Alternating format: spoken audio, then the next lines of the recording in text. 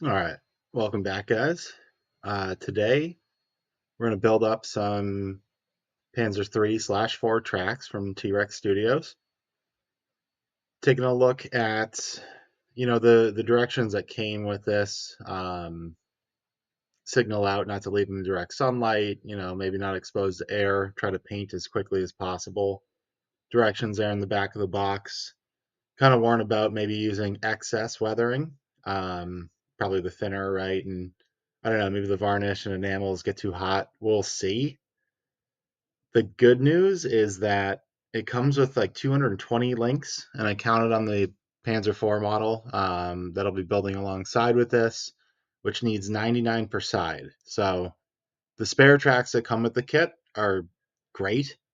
To be honest, the Lincoln length tracks that come with the kit are great. I just don't like Lincoln length tracks, and I wanted to give these a try. So um, I'm going to use those like 20 or so, 22 spare tracks.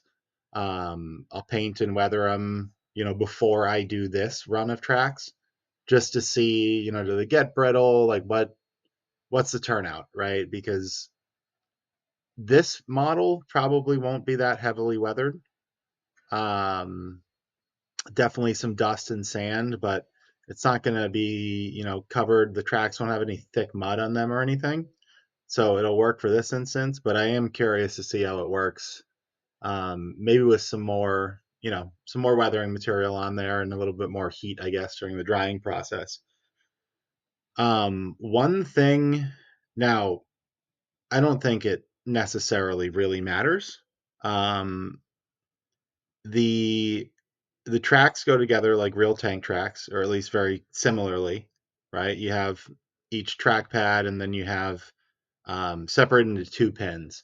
So the group of pins on the left is for the outside, right? So if it is going to be on the left side of the tank, they should be on the left side. If it's the right side.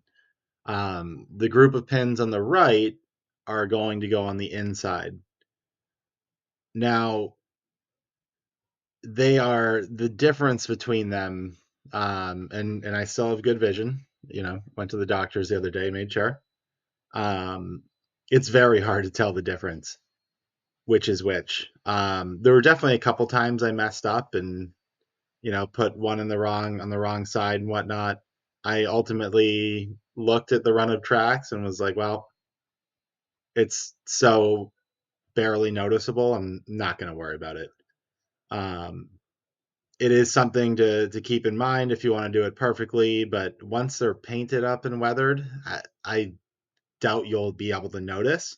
Um, but it is something to just watch out for. Is it comes with two bags for a reason, and the instructions aren't totally explicit.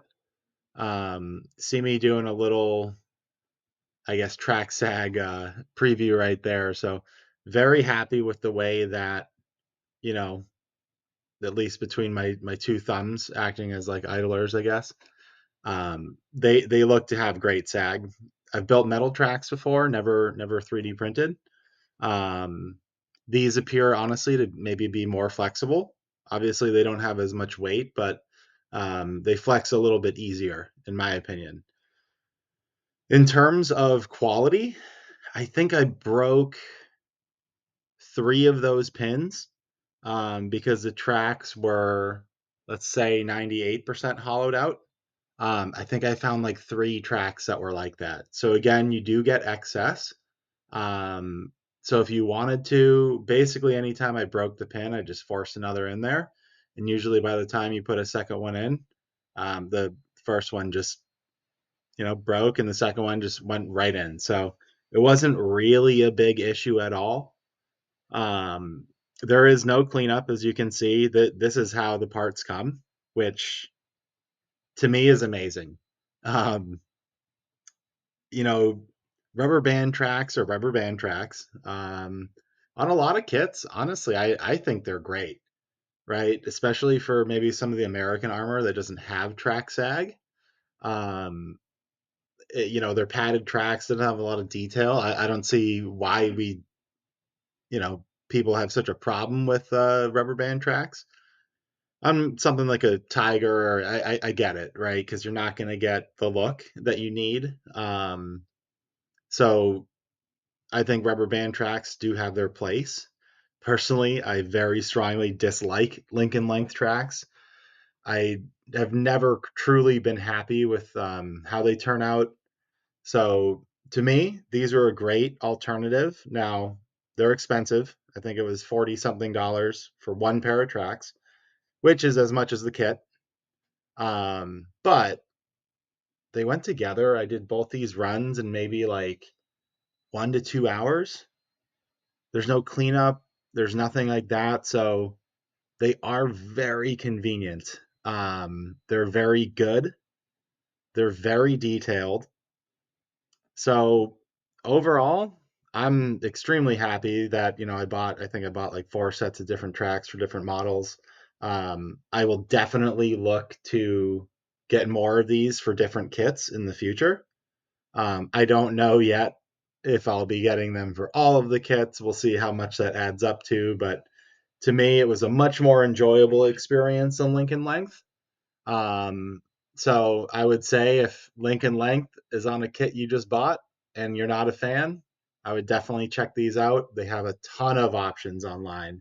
You can get them at different hobby stores and things. So, anyways, appreciate you watching. We'll see how these go on the Panzer 4, how they look and how they fit. And don't forget to like and subscribe. Thanks again for watching.